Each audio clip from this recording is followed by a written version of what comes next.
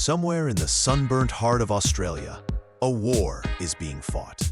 No guns, no armies, just one very large, very flightless bird, and his own crippling sense of responsibility. In the high-stakes world of bird parenting, most species follow a simple, time-tested plan. Mom builds the nest. Mom sits on the eggs. Dad goes out to buy milk and is never, ever seen again. But in the outback, the emu has chosen a different, far more ridiculous path. The female lays the eggs, sometimes a dozen of them, and then, having completed roughly 4% of the actual parenting workload, leaves forever. She may go on to find other mates. She will not be sending postcards. Meet Kevin. He's about to become a father. Well, technically, he's about to become a full-time, 24-hour, 0 days off, high-security egg guard, with no union representation and no exit clause. For the next 56 days, Kevin isn't just a bird. He's a statue, a very hungry, heavy poultry egg. Very bored, very committed statue. Somewhere, a human father is complaining about a single overnight diaper shift. Kevin would like a word. Day 1. Kevin is feeling confident. He's got snacks, theoretically. He's got shade, barely. He's got a plan. But nature, as always, has a cruel sense of humor. Emus don't eat while they incubate. They don't drink. They don't even stand up to stretch their legs. They just sit for nearly 2 months on purpose. Somewhere around hour 6, a fly lands directly on Kevin's beak and simply stays there. This is the fly that Kevin will not be swatting. Not today. Not for 55 more days. Somewhere, a monk is taking notes. Day 20. The hunger is setting in. Kevin is beginning to hallucinate that the eggs are actually giant golden nuggets of wheat, possibly with a light seasoning. His stomach is making sounds that could rival a passing thunderstorm. Sounds so loud, a nearby lizard files an official noise complaint. But he can't move. If he moves, he loses. And Kevin is not a loser. The local wildlife has taken notice. Word travels fast in the outback, and the word is that big bird hasn't moved in 3 weeks. A group of kangaroos wander by just to stare at him, the way you'd stare at a parked car that's been there a little too long. Kevin gives them a menacing look. It would be more intimidating if he had the energy to actually chase them. He does not. He settles for a glare and a single, weary blink. Day 40. Kevin is now approximately 80% feathers and 20% pure, unfiltered stubbornness. He has become the ultimate test of patience in the animal kingdom. Consider, most humans cannot sit through a 5-minute video without checking their phones twice. Kevin has not moved, not once, in over a month. He deserves a medal, or at minimum, a very large pizza, delivered directly to his face.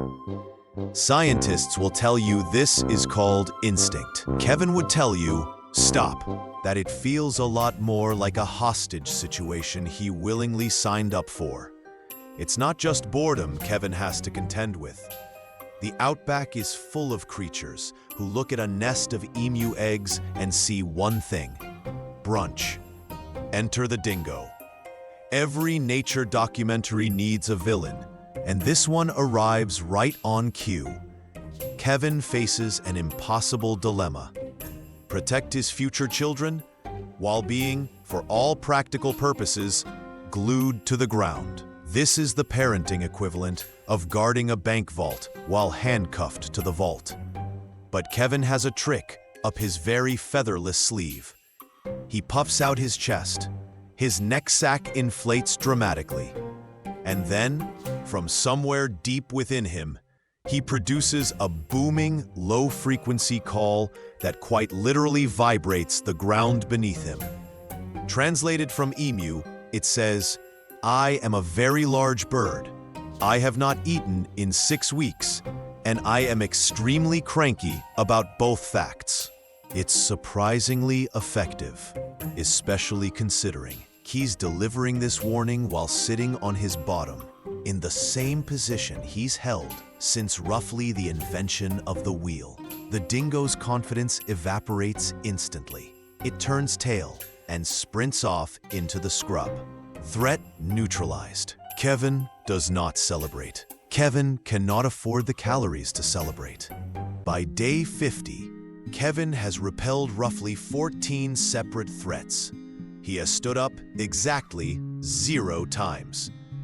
He has faced heat waves, freezing desert nights, dust storms, and at one point, a suspiciously bold goanna that Kevin dealt with using nothing but eye contact and raw, simmering resentment. This is fatherhood in its most stripped-down, brutal form. No paternity leave, no helpline, just Kevin, the eggs, and sheer bloody-minded willpower. Let's talk about the physical toll for a moment, because it's worth appreciating. An incubating male emu can lose up to 1/3 of his entire body weight over these 56 days. He survives purely on stored fat reserves and the occasional sip of morning dew. If he's lucky enough to have positioned himself near a dewy patch of grass, there is no meal prep. There is no snack drawer. There is just Kevin, getting visibly thinner by the week, while somehow maintaining the exact same unbothered facial expression the entire time. And it's not only about staying still. Kevin also has to regulate the temperature of the nest with his own body, shifting his weight ever so slightly, rotating the eggs every so often to make sure each one gets even warmth.